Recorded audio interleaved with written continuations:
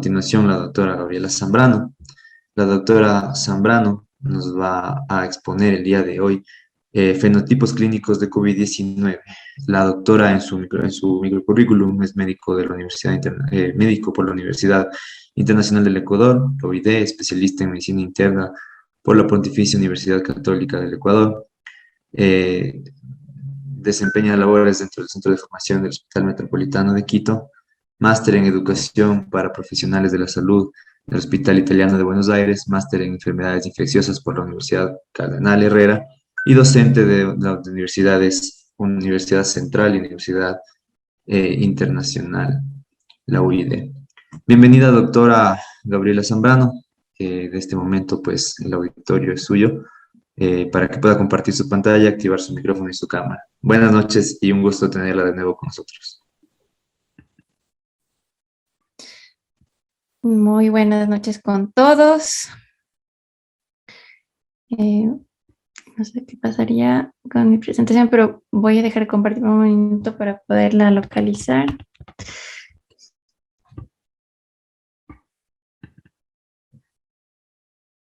Y ahora sí voy a volver a compartir.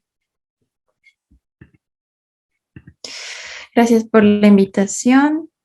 Bueno, y gracias también por quedarse estas horas tan avanzadas en la noche.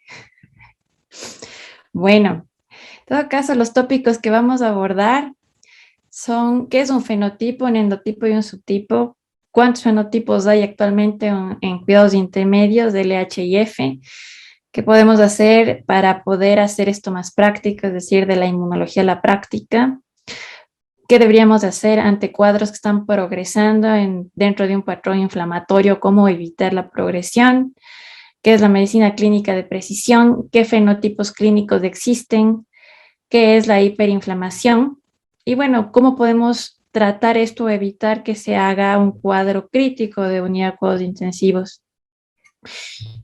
¿Qué es un fenotipo? Antes conocíamos esto como síndromes, síntomas y signos que localizábamos en un espectro y le dábamos un nombre. Si nos vamos hacia el patrón de COVID, realmente no todos los COVID se vuelven iguales. Y hay ciertos rasgos que podríamos nosotros describir que hacen que los cuadros sean diferentes. A esto me refiero con fenotipos.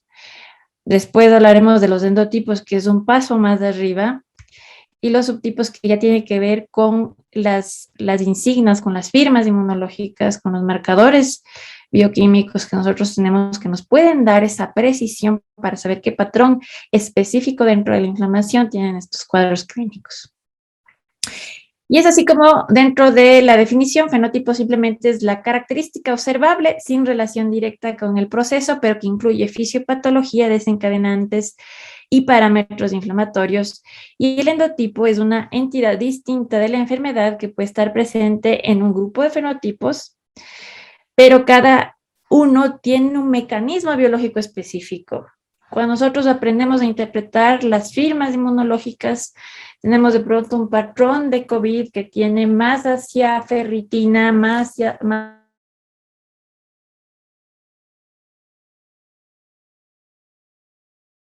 tiene más interleuquina 6 y PCR elevado. En todo caso, ese tipo de inflamación debe ser bloqueada y resulta que no todos los tratamientos son iguales dentro de la COVID-19. Entonces, se han informado fenotipos basados en autodeclaración de síntomas por pacientes, pero hay una enfermedad, por ponerlo así, o un espectro de enfermedades dentro de la ciencia que nos ayudó a comprender antes este concepto que es la sepsis.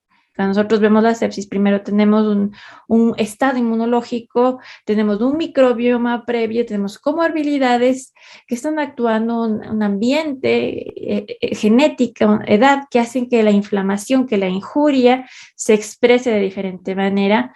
Y nosotros aprendimos de la sepsis, por ejemplo, un síndrome de activación macrofágica que se presentaba en el 3 a 4% de los pacientes con sepsis. Nosotros aprendimos de la sepsis que teníamos 70% de mortalidad y que elevaban patrón de ferritina y que teníamos también inmunosupresión posterior al síndrome de hiperinflamación. Estos pacientes luego de su actividad en contra del antígeno, en este caso bacterias gram negativas, por poner un ejemplo en sepsis, tenían inmunosupresión y con ello bajaban incluso la expresión de moléculas HLA-DR. En todo caso, aprendimos de esta enfermedad y con ello pudimos tener esta idea de separar, así como hacemos en sepsis, fenotipos también en la COVID-19, porque se trata también de un trastorno inflamatorio y encontramos 60 subtipos propuestos en el último año. Tenemos el primer fenotipo, esto hablamos de cuidados intermedios, el tipo L o no síndrome de inflamación o no SDA, que tiene una elastancia baja, porque se llama L porque es todo low. Ustedes se van a fijar elastancia baja, relación ventilación-perfusión baja. ¿Qué quiere decir elastancia baja? Que tiene una distensibilidad casi normal. ¿Qué quiere decir una relación ventilación-perfusión baja?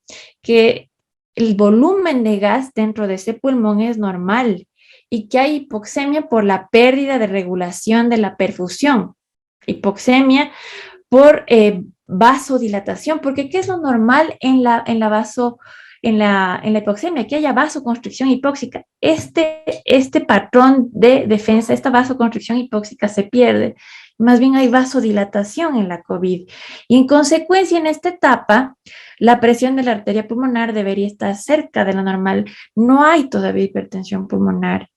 Hay también bajo peso pulmonar, no hay todavía edema en el fenotipo L y hay baja capacidad de reclutamiento, es decir, no se puede airear el pulmón, la capacidad para airear es muy baja. Entonces, todos los parámetros están con L de low y a este se le ha clasificado en cuidados críticos como una neumonía tipo L. Hay otra neumonía que ya es una inflamación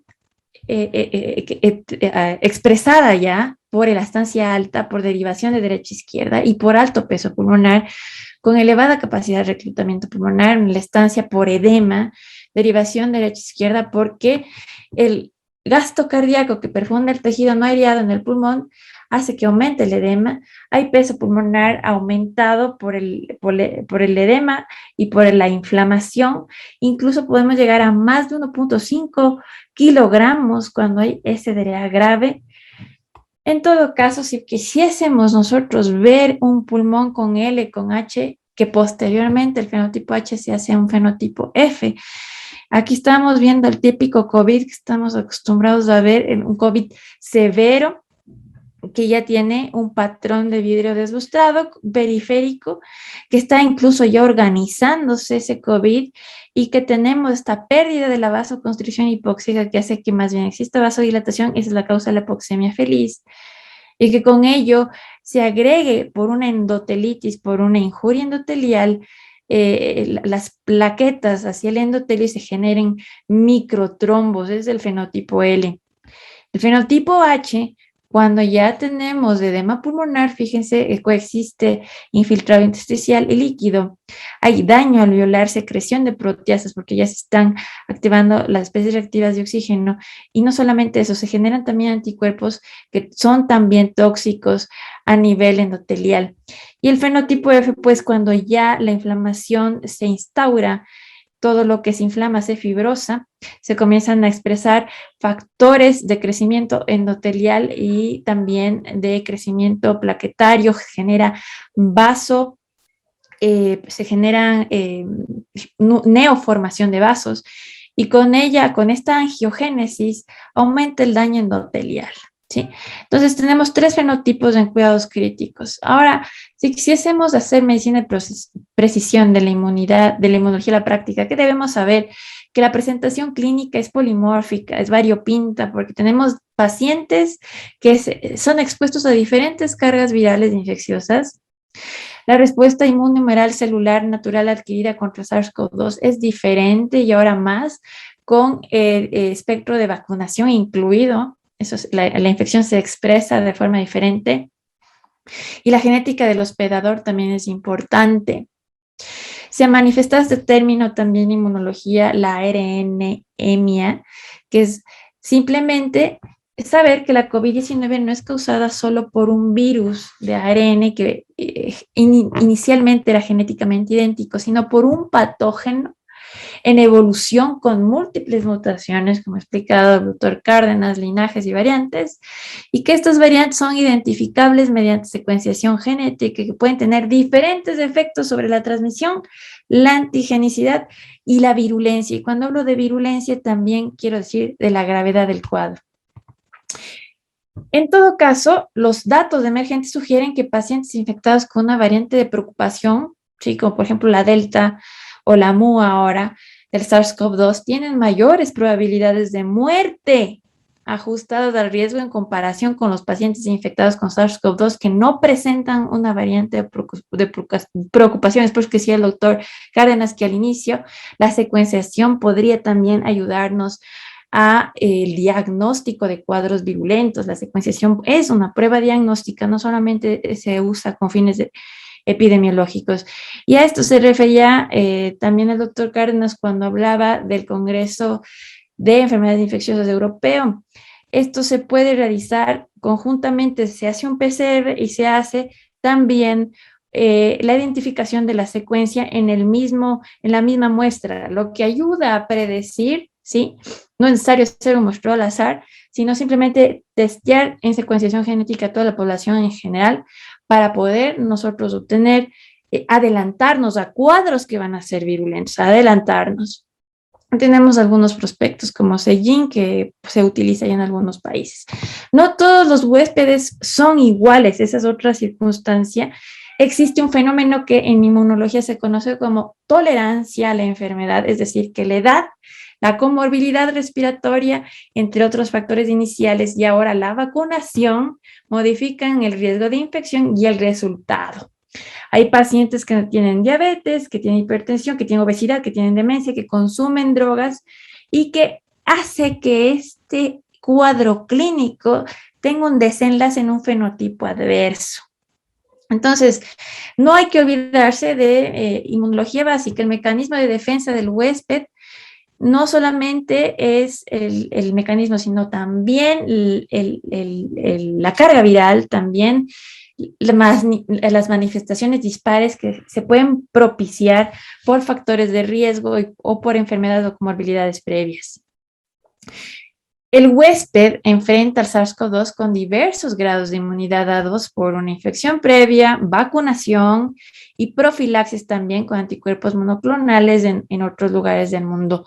Múltiples factores predisponentes del huésped afectarán la susceptibilidad y el curso de la enfermedad. Entonces, ¿de qué depende la respuesta del hospedador?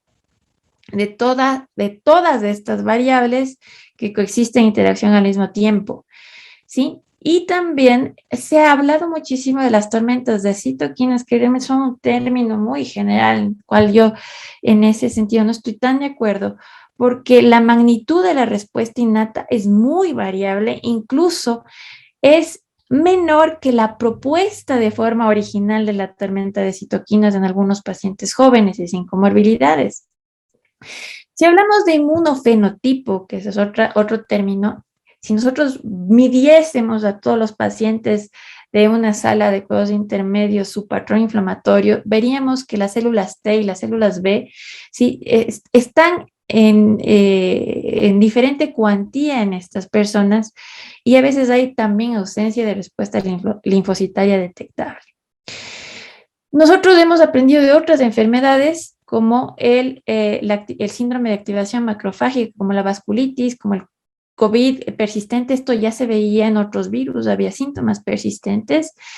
Y ahora comenzaron a aparecer nuevos síndromes. También se denomina la neumonía por SARS-CoV-2 con respuesta hiperinflamatoria, al síndrome de inflamación del adulto, ¿sí? O al síndrome de hiperinflamación del COVID. No solamente existe el síndrome de los niños de hiperinflamación, sino también existe el síndrome de los adultos.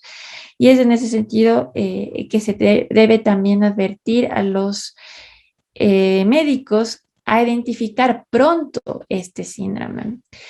Tenemos el síndrome de activación macrofágica en COVID-19 y nosotros podemos ver como la interleuquina 6 en estos pacientes y la ferritina es muy, muy elevada, está en 4N, 5N en este síndrome de activación macrofágica. Cuando comenzamos a ver una elevación de la interleuquina 6 y la ferritina, debemos advertir de que necesitamos vigilar a ese paciente. En primer nivel, como había hablado la doctora Glenda Guayasamín, no tenemos siempre al alcance marcadores bioquímicos para podernos adelantar a cuadros que van a ser críticos. Sin embargo, donde tengamos las posibilidades de medir ferritina, interleuquina 6, LDH y PCR, deberían ser y una biometría hemática para poder cuantificar linfocitos debería hacerse. Porque si ya en un examen de entrada tenemos parámetros altos o linfopenia, eso va a tener, ese cuadro clínico va a tener un síndrome inflamatorio o una fase inflamatoria severa. Y no solamente podríamos tener síndromes de activación macrofágica que dependen de la vía de la interleuquina 1 beta, sino también síndromes de desregulación inmune que eleva interleuquina 6 en un 75%. Y es cuando vamos a ver el PCR alto, el eridímero alto, enzimas hepáticas alta, factor de necrosis tumoral alta, interleuquina 6 alta. ¿Cuántos subtipos clínicos hay? Bueno, vamos a ver que cuando nosotros tenemos las herramientas, por ejemplo, esto es un panel de citoquinas múltiple donde podemos medir varios interferones, varias interleuquinas 6 en sangre. Podemos ver interleuquina 10, podemos ver también interleuquina 17A y factor de necrosis alfa. Si nosotros podemos ver estas firmas inmunológicas, también podemos bloquear ese tipo de inflamación. Y yo me refiero mucho a bloquear porque la personalidad de la COVID en las personas debido al fenómeno de tolerancia no es la misma en todos, no todos los COVID son iguales. Si nosotros sabemos que tenemos una elevación de interleuquina 6 y PCR, que es una respuesta típica en los pacientes que van a tener cuidados críticos o por lo menos cánulas de alto flujo, sabríamos que podemos actuar pronto antes de la progresión de los fenotipos, un fenotipo catastrófico o adverso, a tocilizumab antes de que eso suceda. Y se han propuesto también tofacitinib en Estados Unidos, que es simplemente un inhibidor, también un anticuerpo monoclonal que se da incluso por vía oral.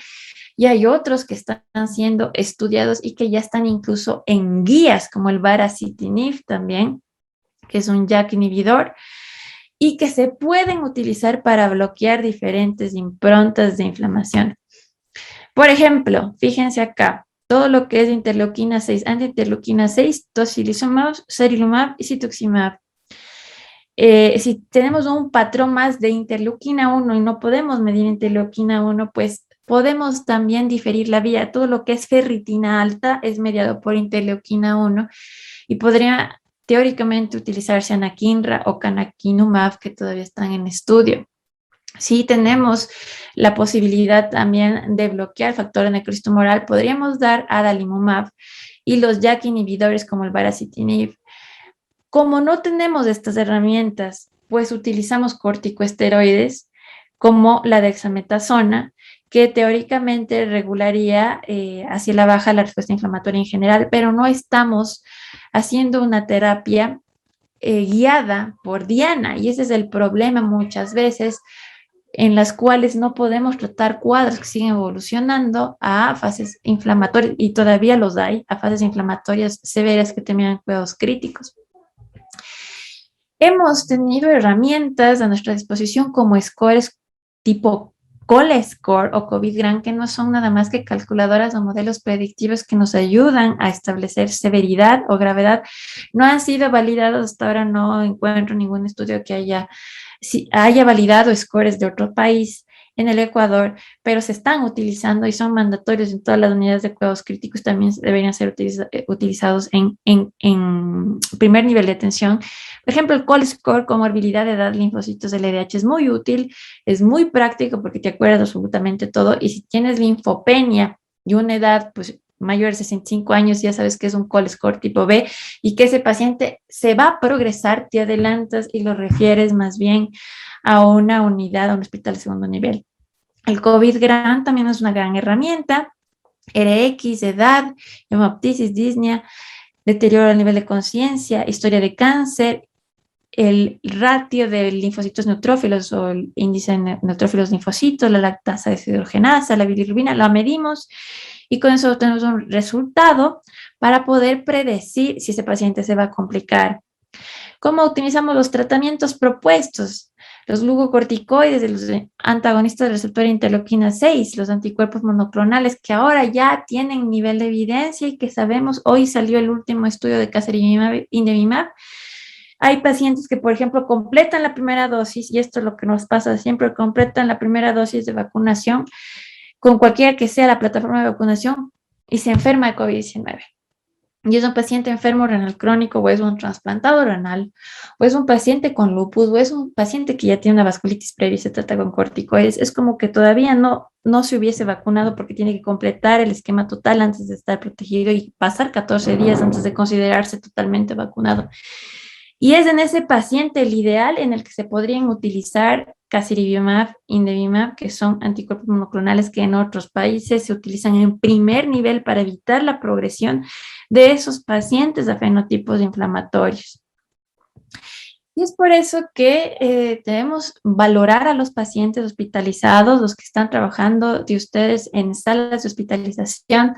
Saben que hay subconjuntos importantes de pacientes hospitalizados que podrían beneficiarse de anticuerpos monoclonales, pero hay que saber quién. Ese es un poco hacia la práctica y se debe uno guiar, sí, por los marcadores, por la respuesta de marcadores bioquímicos, en este caso, los que hemos propuesto, interleuquina 1, interleuquina 6, PCR, ferritina, LDH. Bien. Nosotros tenemos en base algunos análisis, algunos fenotipos.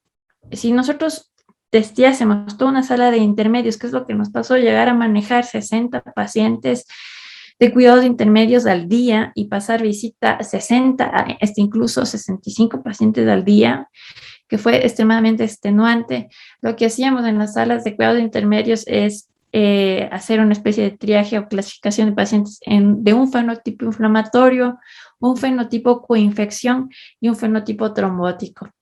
Y llegamos a esta realidad donde teníamos que un poco sí individualizar el tratamiento para poder tener éxito y no llegar a esta sala de cuidados críticos.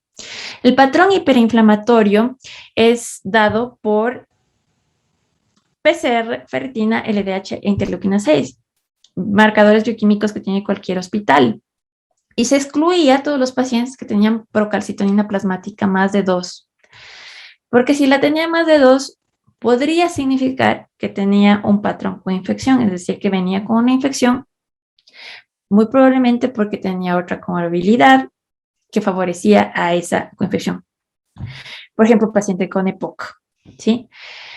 Entonces, nosotros veíamos que el patrón hiperinflamatorio tenía un PCR más de 10 miligramos sobre decilitro, una ferritina menos de 3000, es decir, no elevaban ferritina excesivamente, y le clasificábamos con un perfil de interleuquina 6.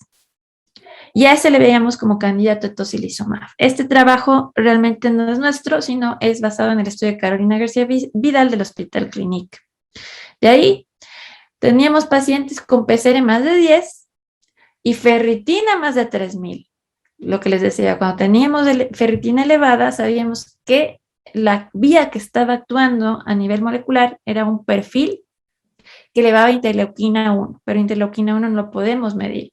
Y lo medíamos indirectamente a través de la ferritina. Y el tercer fenotipo inflamatorio es el PCR menos de 10 y una ferritina más de 3000, que también es un perfil de interleuquina 1. Y con ello podíamos escoger a los pacientes que sí se iban a beneficiar de tocilizumab, que iban a ser los primeros. Porque los segundos tenían un patrón inflamatorio más dependiente de interleuquina 1. En ellos no va bien tocilizumab. Eso es algo que aprendimos y que estaba escrito en estudios, pero a la práctica es real.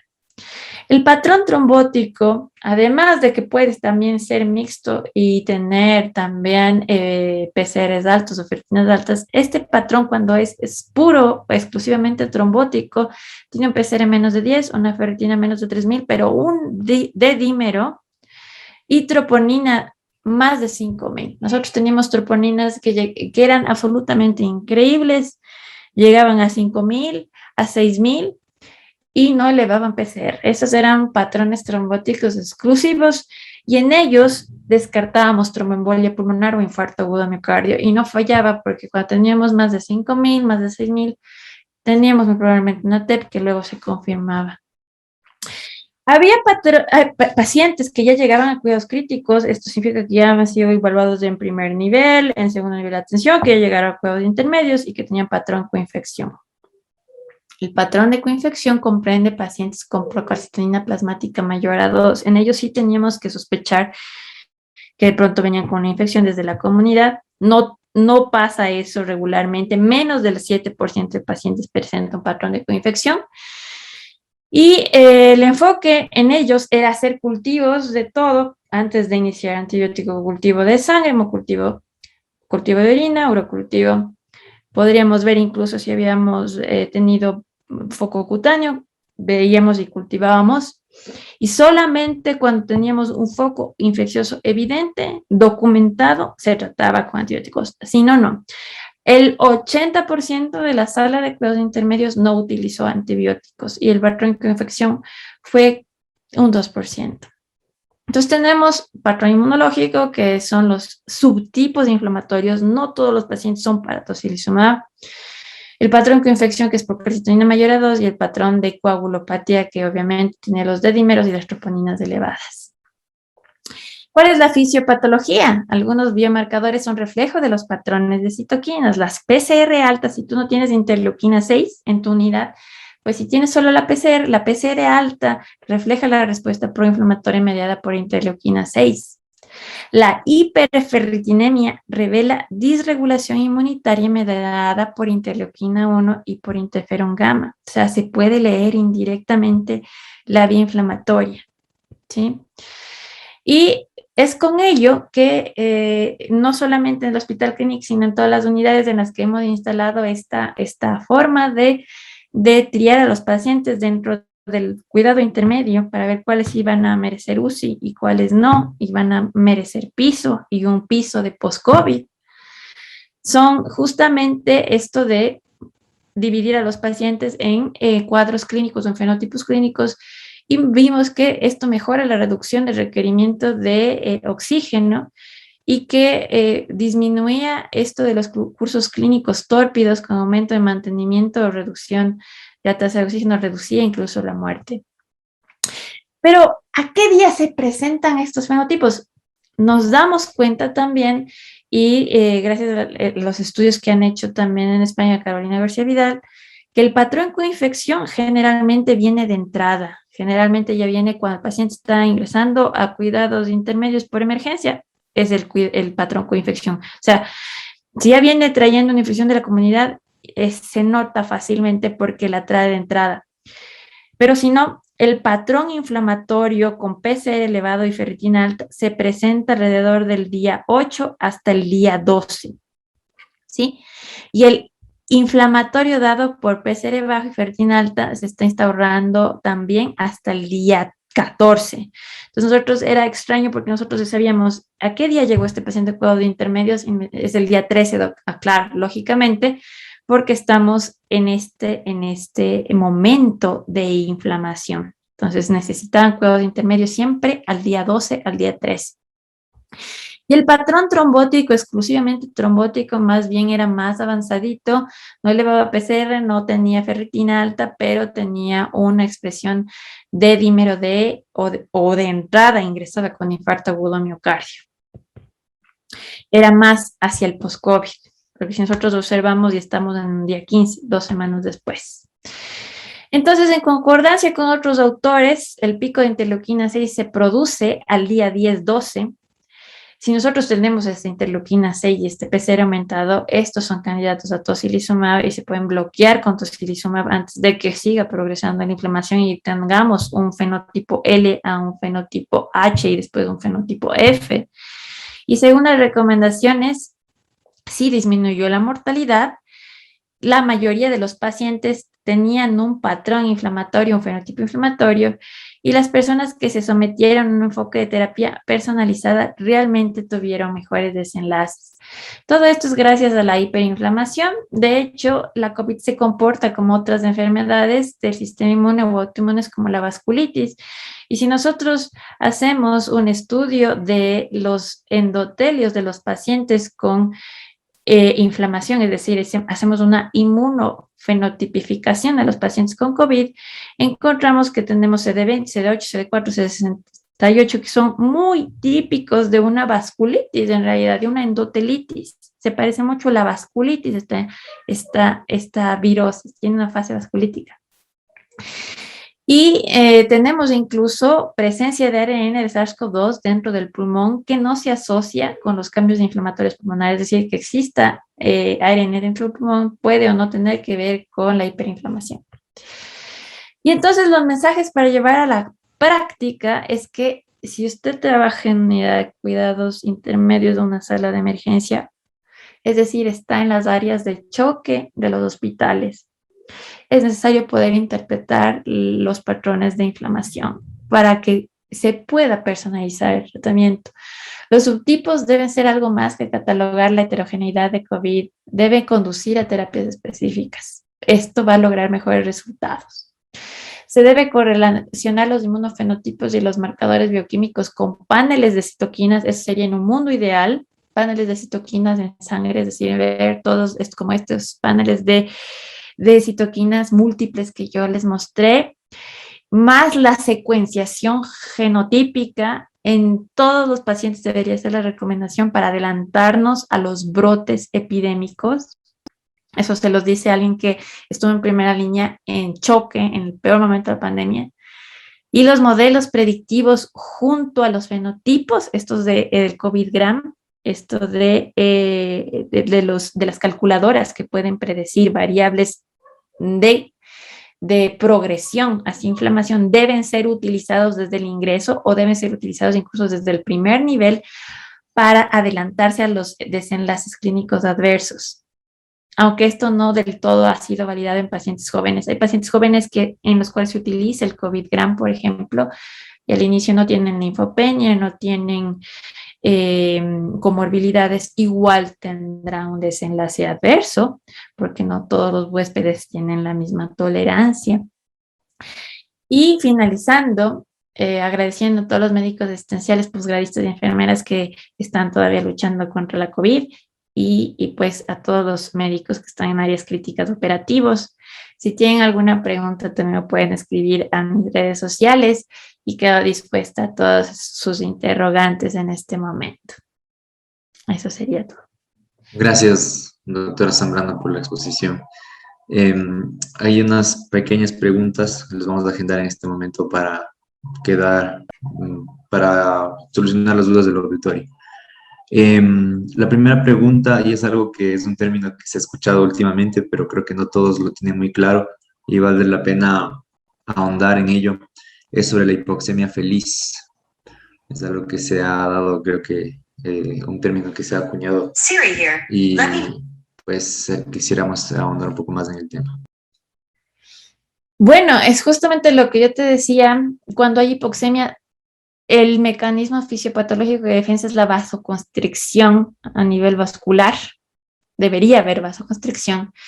Pero, ¿qué es lo que sucede en COVID? Como te dije, se comporta como una vasculitis y se comienzan a ver células inflamatorias a nivel del endotelio y hay una injuria endotelial que termina con disfunción endotelial y es por eso que no responde a la vasoconstricción el paciente. Debería vasoconstriñirse ante la hipoxemia. Eso es lo normal. Eso no sucede. Más bien hay vasodilatación. Entonces, el paciente, por esta razón, está tranquilo clínicamente con 88, 86, ustedes se deben haber dado cuenta, 85 de saturación, y vos dices, pero él está bien, a veces ni taquicardiza este paciente. Entonces, tu pregunta es si muchos pacientes tuvieron hipoxemia feliz. Claro que sí, se implementó el uso de saturómetros por eso, pero los saturómetros no son una garantía del verdadero valor a nivel arterial de la saturación. Nosotros teníamos al inicio que valorar a pacientes y veíamos cómo el saturador les marcaba 88 y lógicamente hacíamos gasometría y estábamos más, hasta 84, y eso es lo que sucede, 90, 91, y el paciente está tranquilo en primer nivel y la gasometría nos marca 88. Entonces nosotros lo que tuvimos que hacer dentro de nuestra estrategia como médicos de choque cuando hacíamos telemedicina era, señor, ¿tiene acceso a algún laboratorio cercano? Sí, aparte del LDH, PCR, ferritina, ¿y qué se va a hacer? Si usted tiene la posibilidad, hágase una gaso. Cuando ya veíamos que la gasa estaba mal, decíamos, sí, ¿usted cómo se siente? Pero yo estoy perfecto, estoy en la casa, estoy súper bien, me voy a quedar aquí, no me quiero hospitalizar. Señor, en las próximas 72 horas usted va a necesitar hospitalización porque tiene PCR 3N, ferritina 4N y linfopenia, señor. Necesitamos observarle. Y le observábamos a tiempo de lo que estaba en 89, 88, al tercer día se caía la saturación. Pero ese paciente ya estaba en hospital.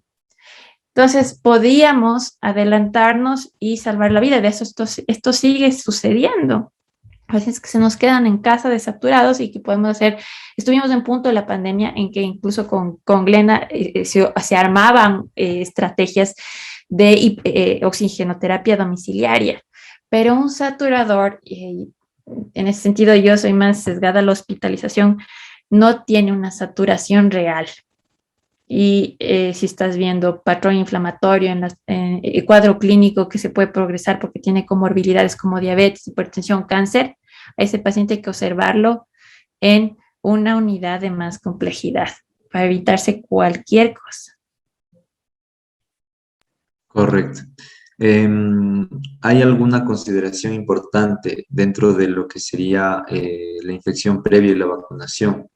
Este paciente que ya se infecta previamente, que no, tal vez no adquirió la inmunidad necesaria y se vacuna y luego pues tiene alguna consideración importante de eso. El correlato de la inmunidad, me estás preguntando. ¿Qué es el correlato de la inmunidad? Es el nivel de anticuerpos que supone protección. Entonces, hay pacientes que se infectan de COVID-19 y no generan una respuesta humoral protectora. Y es por eso que se tiene que vacunar a los pacientes independientemente de si tuvieron COVID-19 o no, porque no hay garantía de que con la infección natural tú tengas una respuesta de anticuerpos suficiente, es decir, un correlato inmunológico que te brinde la garantía de superar la infección. La vacuna siempre va a generar una respuesta de anticuerpos robusta que te proteja contra la infección. Entonces, desde ese sentido, desde esta explicación fisiológica, nosotros recomendamos vacunación a los pacientes que ya han tenido COVID. Hubo un momento de la pandemia donde no había vacunas, donde hubo un contexto donde no hubo vacunas, ustedes se acuerdan. Entonces les decían a los pacientes que tuvieron COVID que se esperen 90 días antes de vacunarse, porque se sabe que la infección natural te protege 90 días, pero cuando apareció Delta, esto no era una garantía. Entonces, y ante Delta y otras variantes de preocupación, lo que se debería hacer en un contexto ideal de despliegue de vacunas sería que el paciente curse su COVID-19, supere los síntomas, pasen 15 días o 2 semanas y si tiene en su posibilidad la vacunación, lo más rápido posible vacunarse, porque esa es una estrategia de salud pública que te protege entre variantes de preocupación que podrían surgir. Ahora surgió la MU y esta se parece a Delta y quién sabe qué podría suceder en los próximos meses, Por eso no hay que relajarse y hay que conseguir al menos un 80% de vacunación. Hoy felicito al gobierno, donde quiera que esté la ministra, que alcanzó su objetivo, pero no es suficiente. No hay garantía absoluta y podemos experimentar un brote en cualquier momento de nuevo o otra vez. ¿Sí? No sé si por ahí va la pregunta. Si me desvíe, me regresas. No, está bien, muy bien, gracias, doc. Con respecto a la carga viral que se encuentra en los RT-PCR, eh, ¿hay alguna variabilidad o alguna diferencia frente a los fenotipos? Es decir, ciertos fenotipos tienen más cargas virales en Claro. estas pruebas, ¿o qué consideraciones tomamos en cuanto a eso? Era interesante lo que nosotros comenzábamos a ver. Algunas muestras enviábamos a Universidad de San Francisco y veíamos que, por ejemplo, gamma o también P1 o delta, lógicamente se veían en muestras con más carga viral. Entonces, lógico, si tú tienes más carga viral, esa variante va a ser más transmisible. Eso es lo que hemos visto con Daniel y con Paul. Pero desde el lado clínico, es más virulenta, es más grave cómo se va a poner el paciente.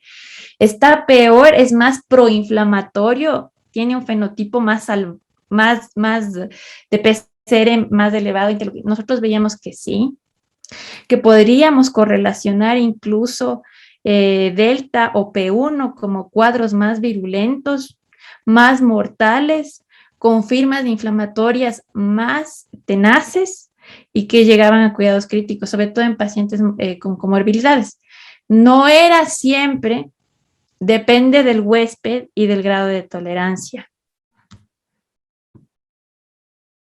Perfecto. Tenemos un comentario más y es sobre el tocilizumab. Nos comenta Gustavo Paredes, la reducción absoluta de morir con tocilizumab fue de 2,5% según el New England Journal de Medicine. ¿Se justifica usar un medicamento tan caro y cuál fue la mortalidad de SDRA moderado en su serie con tocilizumab? Aquí hay que hacer un llamado a los formatos de investigación. En ninguno de los estudios que nosotros hemos visto dentro de los análisis de subgrupos se ha propuesto de entrada ingresar con una población con un subtipo de inflamación específico para poder ser tratado con tocilizumab. Eso es un error de todos los estudios, independientemente si sean de New England, sean de Nature, independientemente del ensayo clínico aleatorio que sea, todos los errores, y es muy probablemente porque un clínico no les asesoró, es que no tienen poblaciones específicamente diseñadas para ver si ese tratamiento va a ser efectivo. Entonces, en el Congreso Europeo de Enfermedades Infecciosas, se dieron cuenta de ello, hicieron un llamado a que después de esto se armen mejores ensayos clínicos aleatorios con una mejor selección de la población que va a ser sometida a los ensayos para ver si en realidad el tocilizumab hace una verdadera diferencia. Es decir, todos los estudios hasta ahorita han sido mal diseñados. Es decir, que una reducción absoluta de morir de tocilizumab fue del 2,5%. Una cosa es mortalidad y otra cosa es ver si es que disminuyó la necesidad de oxígeno después de tocilizumab, encontrando una población diana o una población objetiva bien seleccionada para ese estudio. Entonces, si consideramos un riesgo-beneficio, caro o no, existen ahora muchos estudios que te dicen, utilice tocilizumab, pero después de estratificar bien el paciente y el momento, porque es el momento en el cual tú vas a utilizar. No puedes utilizar tocilizumab como hacen cuidados intensivos en pacientes que ya están en ventilación mecánica, porque no tiene sentido. No tiene sentido. Tocilizumab tiene que ser utilizado en pacientes que tienen un fenotipo inflamatorio antes de que se desate el hiperinflamatorio para bloquear la inflamación y ahorrarnos un tubo, ¿sí? No tiene sentido utilizarlo después. Entonces nosotros lo que veíamos era que lo utilizaban después, y no tiene ningún sentido, o lo utilizaban cuando ya estaba 5 días en cuidados críticos con cánula de alto flujo, ya no tiene sentido, o lo utilizaban en pacientes que tenían una firma inmunológica a predominio de ferritina, que es interleuquina 1, donde no tiene necesidad de utilizarse, porque ahí iba simplemente la dexametasona, la metilprednisolona y bloqueaba la inflamación. No iba a tener una respuesta exitosa el tocilizumab. Entonces, eso justamente debería suceder en los estudios. Deberían escoger población con interleuquina 6 elevada, con PCR elevado, y en ese subtipo de población ver si realmente hay un riesgo-beneficio en la mortalidad. ¿Sí? No sé si... Claro, sí, y bueno, los comentarios son un poco divididos, ¿no? Dice que la media de interleuquina 6 fue de 165 en fallecidos y 160 en vivos. Como que no hubo mucha diferencia, pero claro, esa es una serie en la cual el doctor pues aparentemente participó y tuvo experiencia. Otra persona del auditorio nos comenta que en su experiencia como residente el uso de tocilizumab bajaba notablemente la IL-6 a las 24 horas y retrasaba o evitaba en casos la intubación. En algunos hospitales se sigue utilizando y realmente creo que depende del momento, como usted dice, de la estadificación del paciente. Exactamente. Y si nosotros diseñásemos con ustedes mismos un estudio multicéntrico a nivel país y el SEIJ a nivel nacional nos diera la oportunidad de que esto saliese pronto, porque todos los prototipos de investigación que hemos enviado no se han aprobado porque pasaron de gobierno en gobierno y no hemos podido hacer este tipo de estudio. Tendría que este tocilizumab ser brindado por el ACES para poder llegar a un resultado hegemónico a nivel nacional. Pero este estudio ya está hecho en otros países del mundo, pues, o tenemos evidencia de otros países del mundo. Debería considerarse a nivel de inteligencia nacional esta posibilidad para cierta población. Al momento yo no tengo una respuesta del ACES.